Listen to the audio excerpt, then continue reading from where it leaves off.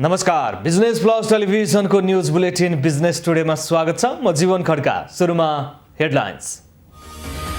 भूमिहीनलाई जग्गा धनी पूर्जा वितरणमा 1 इन्च पनि तलमाथि भए दोषीलाई कारबाही गर्ने भूमि व्यवस्था सहकारी तथा गरिबी निवारण मन्त्रीको चेतावनी। बिचौलियाबाट सतर्क रहने निर्देशन। बन्द हडतालको नाममा ट्याक्सी लगायतका सार्वजनिक यातायातका साधन तोडफोड र आगजनी गर्ने कार्य बन्द गर्न ट्याक्सी व्यवसायीको दबाव। वैज्ञानिक भाडा दर कायम गर्न सरकारसँग माग। कपिलवस्तुमा कोरोना विरुद्धको पहिलो चरणको 10 दिने खोप अभियान सञ्चालन। 2216 जनाले खोप लगाए।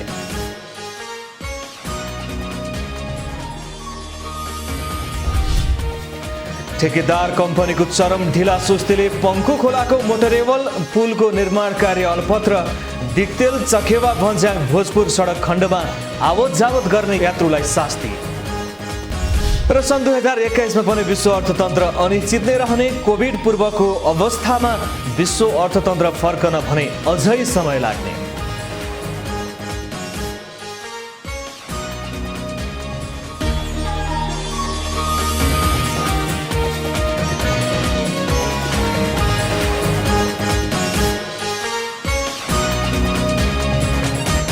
बिजनेस टुडेको सुरुमा सुकुम्बासीलाई लाल पूर्जा दिने तयारी सम्बन्धी समाचार।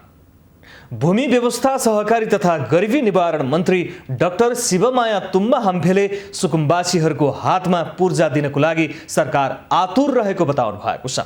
शनिबार काठमाडौँमा भूमि सम्बन्धी समस्या समाधान आयोगका जिल्ला समितिका अध्यक्ष र सदस्यहरूका लागि आयोजना गरिएको अभिमुखीकरण कार्यक्रमलाई सम्बोधन गर्दै मन्त्री तुम्बा हम्फेले सरकार व्यवस्थित तरिकाले बसोबास गरिरहेका प्रत्येक सुकुम्बासीहरूको हातमा पूर्जा दिनका लागि आतुर रहेको बताउनु भएको हो। सरकारको आतुरतालाई व्यवहारमा उतार्नको निम्ति भूमि समस्या समाधान आयोगका पदाधिकारीहरूले पहल कदमी लिनुपर्ने उहाँको भनाइ छ। सरकार र आम सुकुम्बासीले आयोगका नवनियुक्त पदाधिकारीहरूमाथि आशा र भरोसा गरेको पनि उहाँले बताउनु भयो। तपाईहरुमाथि सरकारले भरोसा गरेको छ, आम सुकुम्बासीहरूले भरोसा गरेको छ। अव्यवस्थित रूपले बसोबास गरिरहने जनताले तपाईहरुप्रति एकदम आश राखेको छ। तपाईहरुको कामलाई पर्खेर बसेको अवस्था छ र उहाँहरू एकदम आतुर हुनुहुन्छ र तपाईहरुले पनि काम सम्पन्न गरेर आफ्नो काम देखाउन आतुर हुनुहुन्छ र नेपाल सरकार पनि प्रत्येक सुकुम्बासीहरूका हातमा अव्यवस्थित तरिकाले बसोबास गरिरहेका जनताका हातमा पूर्जा दिनको निम्ति नेपाल सरकार एकदम आतुर छ। सुकुम्बासीहरूको लगत सङ्कलन गर्दा स्थानीय तहले गलत विवरण भर्न सक्ने भएकोले आयोगका पदाधिकारीहरूले नियमन गर्नुपर्ने उहाँले बताउनु भयो। गलत मानिसको हातमा पूर्जा दिलाउन विभिन्न समूह सक्रिय हुन सक्ने भएकोले तिनको पहिचान गर्ने जिम्मेवारी रहेको पनि उहाँले ध्यानाकर्षण गराउनु भयो। आयोगका सदस्यहरू आर्थिक लोभमा पर्न सक्ने भन्दै मन्त्री तुम्बा हम्फेले समयमै सचेत रहन आग्रह गर्नुभयो। यो यसो गर्यो भने केही पैसा प्राप्त हुन्छ भन्ने यदि कसैको मनमा छ भने त्यो मनबाट निकाल्दिने। बाहिर चुनौती तपाईहरुसँग अघि मैले छ भनेको छु। बाहिर के भनिरहेका छन् त भन्दाखेरि आयोगमा मनोनित भइरहेका मनोनित हुनुभएका हाम्रा अध्यक्ष सदस्यहरूले कसैले सम्पत्ति जोड्छु भन्ने आकांक्षा राख्नु भएको छ भने त्यो चीज हटाइदिनुस्। आजबाट तपाईहरु कुनै पनि हालतले तपाई एक ठाउँदेखि अर्को ठाउँ कुनै पनि गतिविधि गर्ने ठाउँ छैन। आयोगका पदाधिकारीहरूले स्थानीय तहले गरेका कामको नियमन गर्नुपर्ने र निर्दिष्ट ऐनभन्दा बाहिर गएर काम नगर्न पनि उहाँले निर्देशन दिनुभयो। काठमाडौँ उपत्यकाका ट्याक्सी व्यवसायी आन्दोलित भएका छन्। शनिबार आफ्ना ट्याक्सी सहित र्याली निकालेका व्यवसायीहरूले वैज्ञानिक भाडा दर कायम गर्न सरकारसँग माग गरेका छन्। यस्तै व्यवसायीहरूले बन्द हडतालको नाममा ट्याक्सी लगायतका सार्वजनिक यातायातका साधन तोडफोड र आगजनी गर्ने कार्य बन्द गरिनुपर्ने पनि माग गरेका छन्। वैज्ञानिक भाडा दर कायम गर्दै राष्ट्रिय पुँजी लगानी भएको ट्याक्सीको संरक्षण गर्नुपर्ने माग गर्दै ट्याक्सी व्यवसायी आन्दोलित भएका हुन्। राष्ट्रिय पुँजीको लगानी भएको ट्याक्सीको संरक्षण गरी व्यवस्थित गरिनुपर्ने, वैज्ञानिक भाडा दर कायम गरिनुपर्ने र बन्द हडतालको नाममा ट्याक्सी लगायतका सार्वजनिक सार्वजनिक यातायातका साधन तोडफोड र आगजनी बन्द गरिनुपर्ने लगायतका माग राख्दै शान्तिपूर्ण ट्याक्सी र्यालीको आयोजना गरिएको नेपाल राष्ट्रिय मिटर ट्याक्सी व्यवसायी तथा चालक सेवा समाजका केन्द्रीय अध्यक्ष पूर्णलाल मोक्तानले बताउनुभयो। अहिलेको परिस्थितिमा हामी 8 वर्षदेखि अन्याय सहँदै बसेका भाडा वृद्धिदेखि लिएर जुन तरिकाको अप्ठ्याराहरू सिस्टमहरू आएको छ तिनै गतिविधिको लागि मूल्याङ्कनका लागि पनि यी निर्णय जुन खालको व्यवहारको विरोधमा प्रतिरोधको लागि चाहिँ हामीले शान्तिपूर्ण एउटा र्याली सुरु गरेको हो। हाम्रो उद्देश्यहरू भनेको वैज्ञानिक भाडा दर पनि हो, त्यसपछि कुनै पनि बन्द हडतालको नाममा हाम्रा मजदुरका साथीहरूको व्यवसायको साथीहरूको गाडी जल्नु हुँदैन। सार्वजनिक गाडी ट्याक्सी मात्र होइन, कुनै पनि सार्वजनिक गाडी जल्नु हुँदैन, किनभने सार्वजनिक सेवा गरेको अवस्थामा जल्नु हुँदैन भन्ने हाम्रो मान्यताले हामी यहाँ उपस्थित छौँ। ट्याक्सी क्षेत्रलाई धराशायी बनाउने अवैध गतिविधि बन्द गरिनुपर्ने माग पनि राखिएको छ। ट्याक्सी व्यवसायीहरू नेपाल राष्ट्रिय मिटर ट्याक्सी व्यवसायी तथा चालक सेवा समाजको आयोजनामा काठमाडौँ उपत्यकाको विभिन्न स्थानबाट र्यालीसहित माइतीघर मण्डलामा भेला भएका थिए। बिजनेस टुडेमा पालो भएको छ ब्रेकको।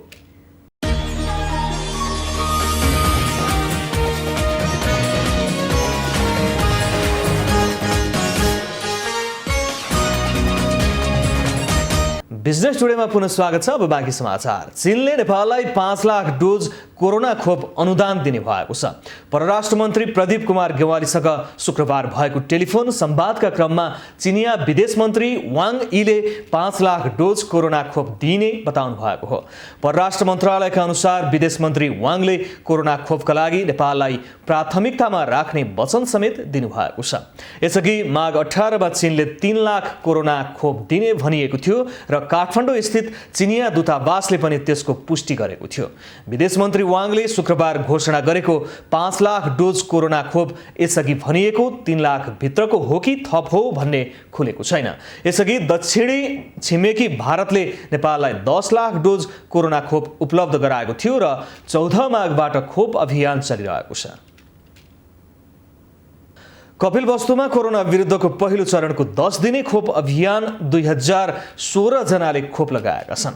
जिल्ला स्वास्थ्य कार्यालयद्वारा कोरोनाको पहिलो चरणको खोप वितरणको प्रगति विवरणका विषयमा शुक्रबार आयोजित अन्तर्क्रिया कार्यक्रममा स्वास्थ्य कार्यालयका प्रमुख अनिल केसीले सो जानकारी गराउनुभयो। 77 जिल्लामा 14औं र्याङ्कमा छ। यति सुगम जिल्लाको स्वास्थ्यको अवस्था एकदम गुज्रिएको छ, अवस्था नाजुक छ। कुपोषण भएका व्यक्ति, बालबालिकाहरू प्लस महिला स्वयंसेविकाको अवस्था अनि विभिन्न किसिमका पोषणका कुराहरू सबै किसिमको समस्या चाहिँ यो जिल्लामा छ। कपिलवस्तुमा कोरोनाको खोप 4500 फाइल प्रदान गरिएको थियो।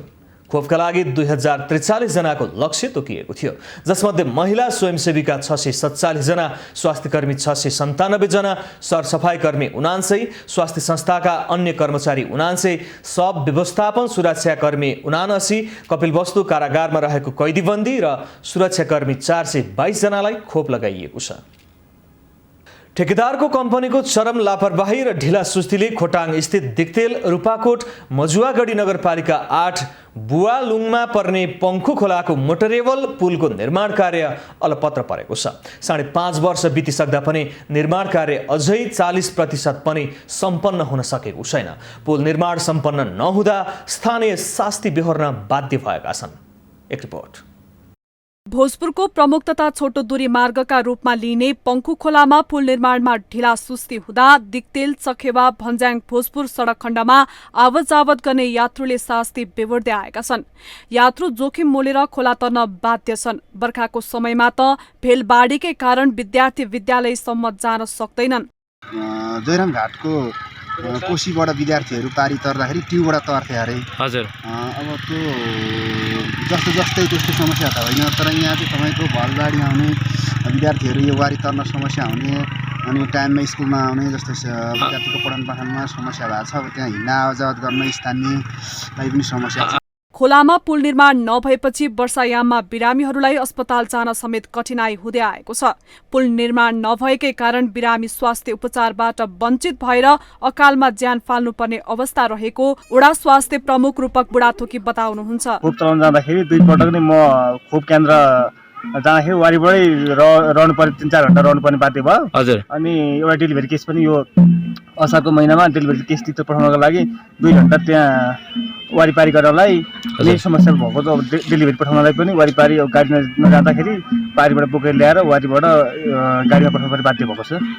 राष्ट्रिय गौरवको आयोजनाका रूपमा रहेको पुष्पलाल मध्य पहाडी लोकमार्ग अन्तर्गत सडक विभाग कार्यालय माथतबाट ठेकदार कम्पनी सिरुवा कन्स्ट्रक्सनले 2 करोड 29 लाखको लागतमा 2073 साल असारभित्र निर्माण कार्य सम्पन्न गर्ने गरी काम थालेको थियो। 2072 साल असोज 7 गते ठेक्का सम्झौता गरेको थियो। सडक विभाग र ठेकदार बीच भएको पछिल्लो सम्झौता अनुसार 31 महिना अगाडि अर्थात् गत 2075 साल असार मसान्त भित्रै उक्त पुलको निर्माण कार्य सम्पन्न गरिसक्नुपर्ने थियो। हालसम्म पनि ठेकदार कम्पनीले 91 लाख भुक्तानी लिइसकेको छ, तर पुल निर्माण सम्पन्न हुन सकेको छैन। सडक विभाग र ठेकदार बीच भएको सुरुको सम्झौता अवधिभित्र ठेकदारले पुलको निर्माण कार्य सम्पन्न गर्न नसकेपछि 2 पटक म्याद थप गरिएको छ। अन्तिम पटक थप गरिएको म्याद पनि 2077 साल असारमै सकिएको छ। 2 पटक म्याद थप गर्दा पनि पुलको फाउन्डेसन र सब स्ट्रक्चरको केही प्रतिशत मात्र काम सकिएको छ। पुल अलपत्र छाडेर महिनौदेखि सम्पर्कविहीन बनेको उक्त ठेकदार कम्पनीलाई सडक विभागले यसअघि नै कारबाहीको प्रक्रियामा लगिने चेतावनी दिएपछि पुल निर्माणलाई निरन्तरता दिने प्रतिबद्धता गरेको थियो। यता दिक्तेल रूपाकोट मजुवागढी नगरपालिकाले भने निर्माण कम्पनीलाई बारम्बार ताकेता गर्दा समेत अटेर गर्दै आएको जनाएको छ। हामीले गुनासो सुन्यौं, त्यहाँ काम चाहिँ अब 75 साल असारमा मसान्तसम्ममा काम सक्नुपर्ने, काम नभएपछि हामीले एकदमै धेरै उनीहरूलाई ताकेता गर्यो। धेरै ताकेता गरेपछि उनीहरूले आएर काम गरे जस्तो पनि गर्न थाल्यो। 76 सालमा काम गरे जस्तो गर्न थाल्यो। उनीहरूले ल्याएर गिटी बालुवाहरू थुपारेर केही काम गर्न सुरु। अब चाहिँ कामले एउटा गति लिएला भनेर हामीले आश गरेको, त्यो पछि सर्लक्कै मान्छे फेरि हरायो। अब हामीले उसलाई खोज्ने क्रम हाम्रो छ, तर उहिले सम्पर्क बिनै छ। हालसम्म पुलको भौतिक प्रगति करिब 40% सम्पन्न भएको जनाइएको छ। मध्य पहाडी लोकमार्ग अन्तर्गत खोटाङ खण्डमा अधिकांश खोलाहरू पुल लगायत आवश्यक संरचना निर्माण भइसके पनि जोखिमपूर्ण मानिएको पङ्खु खोलामा हालसम्म पुल निर्माण नसकिँदा यो सडक खण्ड हिउँदभर सञ्चालन भए पनि वर्षा लागेसँगै बन्द हुने गरेको छ। खोटाङबाट सीताराम राईको रिपोर्ट। बिजनेस टुडेमा पालो भएको छ ब्रेकको।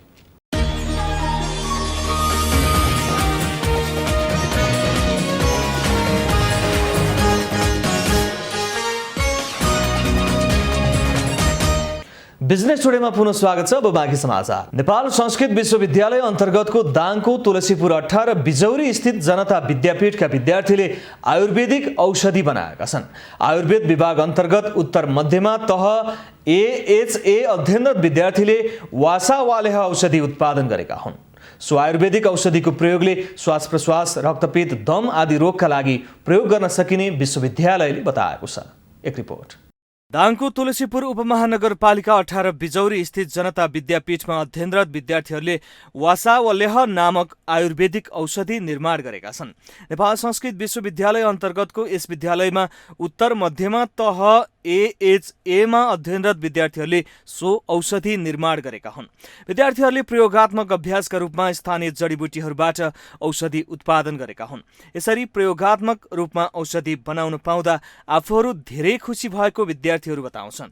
अब लोकल जडीबुटीहरू खोजेर नै बनाउने भएकाले हामीले वासावलेह घरमा पनि बनाउन सक्छौँ, अब आफ्नो इच्छा अनुसार होइन, धेरै बनाउँछु भन्दा पनि भयो, तर अब थोरै थोरै आफ्नो घरमा चाहिने बनाउन पनि मिल्छ। यसको चाहिँ आवश्यक किन छ भने रक्त विकारमा प्रयोग गरिन्छ, श्वासकाशमा, जाडो मौसममा, खोकीमा, दम र ब्रोन्काइटिसहरूमा, आस्थमा यिनी रोगमा यसको काम गर्दछ। प्राचार्य योगराज शर्माले विद्यार्थीले उत्पादन गरेको औषधिलाई बजारमा सहज र नियमित गराउने प्रयास भइरहेको बताउनुभयो।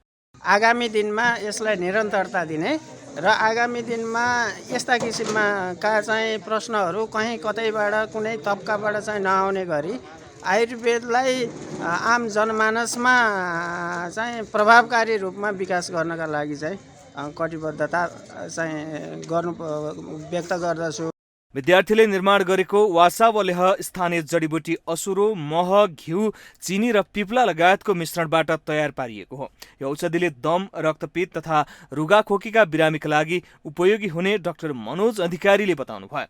औषधि थोरै देखिए पनि धेरै जडीबुटीको मिश्रण गरिएकोले उत्पादनमा धेरै समय लागेको उहाँले बताउनुभयो। आयुर्वेदको पद्धति अनुसार उत्पादन गरिएकोले बनाएको 2 वर्षसम्म यसको प्रयोग गर्न सकिने उहाँको दाबी छ। केही समयपछि त यो त अब फङ्गस लागिहाल्छ। सबभन्दा च्यालेन्जिङ पार्ट यो रहेछ नि। हामी आयुर्वेद पद्धतिबाट सबै मात्रा पुर्यायौँ भने हामीले विदाउट प्रिजर्भेटिभ 2-3 वर्ष चाहिँ ग्यारेन्टी 2 वर्षको चाहियो हैन। 2 वर्षसम्म चाहिँ कोही चाहिँ बिग्रिँदैन भनेर हामीले चाहिँ दावा गर्छौँ। यसरी विद्यार्थीहरूलाई नै स्थानीय जडीबुटीहरूबाट आयुर्वेदिक औषधि निर्माण गर्नु सकारात्मक पक्ष हो। यसले एकातिर विद्यार्थीहरूलाई रोजगारीको अवसर सिर्जना गर्न सक्छ भने अर्कोतिर यसको राम्रो प्रवर्धन हुन सकेमा औषधि आयातमा कमी ल्याउन पनि टेवा पुर्याउन सक्छ। यद्यपि यसलाई प्रभावकारी बनाउन बजारीकरण, भण्डारण आदि पक्षहरूलाई पनि सबल बनाउन जरुरी छ। दाङ सहकर्मी विकास डाङ्गीको सहयोगमा जिल्ला ब्युरो। काभ्रेका होटल र पार्कहरूमा आन्तरिक पर्यटकको चहल पहल बढ्न थालेको छ। कोरोना संक्रमितको दर कम भइसके काभ्रेका पार्क, होटल तथा रिसोर्टमा बस्न आउने आन्तरिक पर्यटकहरूको चहल पहल बढ्न थालेको हो। एक रिपोर्ट। आन्तरिक पर्यटकको चहल पहल देखिन थालेसँगै काभ्रेमा लामो समयदेखि बन्द रहेका होटलहरू खुल्न थालेका हुन्। काभ्रेको नवबुद्ध, धुलीखेल, दोलालघाट तथा अन्य क्षेत्रमा रमाउन आउने आन्तरिक पर्यटकको संख्यामा सुधार आएपछि होटल तथा रिसोर्टहरू खुल्न थालेका हुन्। होटल तथा रिसोर्टमा नेपाल सरकारले जारी गरेको स्वास्थ्य मापदण्ड अपनाई सेमिनार, गोष्ठी, पार्टी भेला लगायतका कार्यक्रम समेत सुरु भएको छ।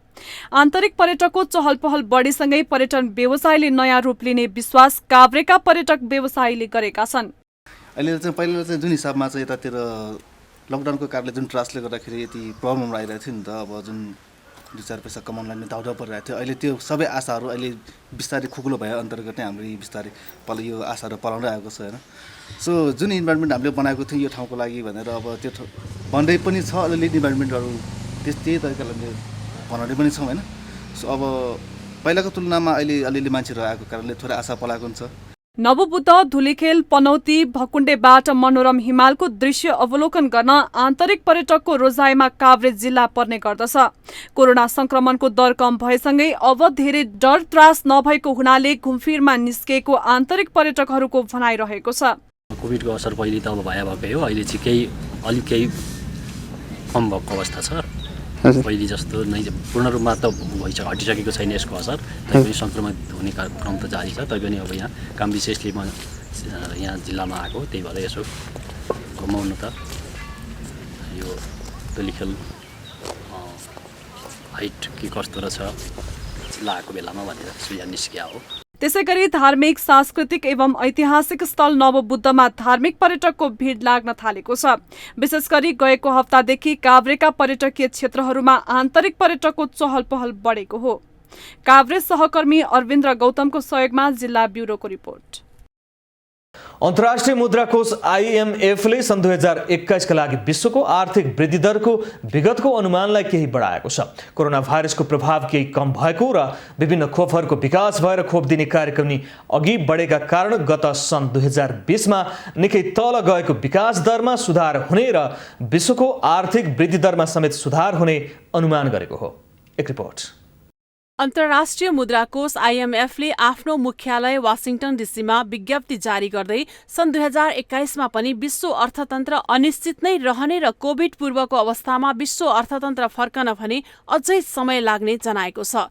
IMFले सन् 2020 मा विश्व अर्थतन्त्रको आकार 3.5% खुम्चिने पछिल्लो प्रक्षेपण गरेको छ। यसभन्दा अगाडि IMFले 4.4% विश्व अर्थतन्त्रको आकार खुम्चिने अनुमान गरेको थियो। सन् 2021 मा भने विश्वको आर्थिक वृद्धि दर 5.5% हुने IMF को अनुमान छ। गत अक्टोबर महिनामा विश्व अर्थतन्त्रको विकास दर 5.2% को अनुमान गरेको IMFले संयुक्त राज्य अमेरिका, जापान लगायतका ठूला अर्थतन्त्रले आर्थिक नीतिमा गरेको सुधार र खोप द्रुत गतिमा सुरु भएको भन्दै आफ्नै अनुमानलाई 0.3% ले बढाएको छ। अन्तर्राष्ट्रिय मुद्रा कोषकी प्रमुख अर्थशास्त्री गीता गोपीनाथले अमेरिकी राष्ट्रपति जो बाइडेनको विश्वमा कोरोना विरुद्धको खोप अभियानमा विश्व स्वास्थ्य संगठनलाई आर्थिक सहयोग गर्ने घोषणाले कोरोना नियन्त्रणमा ठूलो सहयोग पुग्ने र यसले अर्थतन्त्रको विकासमा पनि प्रत्यक्ष सहयोग पुग्ने बताउनु भएको छ। उहाँले अहिले भाइरसको प्रकोप फैलिने र खोप अभियान सञ्चालन गर्न दुई काम चलिरहेको र यी दुईमा कुन बढी प्रभावित हुन्छ त्यसले पनि विश्व अर्थतन्त्रको गति निर्धारण गर्ने पनि बताउनु भएको छ। कोभिडका कारण सन् 2020 र 21मा 9 करोड मानिस गरिबीको रेखामुनि पुग्ने र यसले 2 दशक यता गरिबीको रेखामुनि रहेका मानिसलाई त्यसबाट माथि उठाउने विश्वव्यापी प्रयासमा गहिरो अवरोध सिर्जना गर्ने पनि अन्तर्राष्ट्रिय मुद्रा कोषले जनाएको छ। अन्तर्राष्ट्रिय मुद्रा कोषकी प्रमुख अर्थशास्त्री गोपीनाथले विकसित राष्ट्रहरू यो महामारीको प्रभावबाट चाँडै बाहिर निस्कन सक्ने तर गरिब राष्ट्रहरूलाई यो धक्काबाट बाहिर निस्कन अन्तर्राष्ट्रिय सहयोग जरुरी हुने पनि बताउनु भएको छ। बुलेटिनको अन्त्यमा अहिलेसम्मका हेडलाइन्स। भूमिहीनलाई जग्गा धनी पूर्जा वितरणमा 1 इन्च पनि तलमाथि भए दोषीलाई कारबाही गर्ने भूमि व्यवस्था सहकारी तथा गरिबी निवारण मन्त्रीको चेतावनी, बिचौलियाबाट सतर्क रहने निर्देशन। बन्द हडतालको नाममा ट्याक्सी लगायतका सार्वजनिक यातायातका साधन तोडफोड र आगजनी गर्ने कार्य बन्द गर्न ट्याक्सी व्यवसायीको दबाव, वैज्ञानिक भाडा दर कायम गर्न सरकारसँग माग। कपिलवस्तुमा कोरोना विरुद्धको पहिलो चरणको 10 दिने खोप अभियान सञ्चालन, 2216 जनाले खोप लगाए।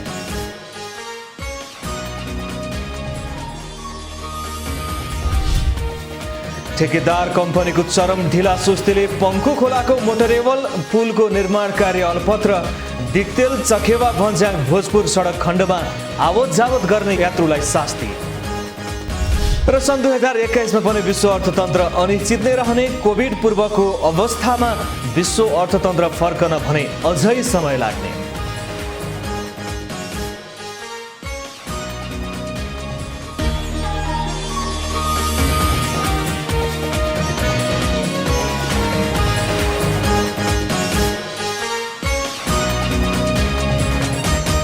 बिजनेस टुडे अहिलेलाई यति नै। हेर्दै रहनुहोला Business Plus Television. Business Plus, Business First. नमस्ते।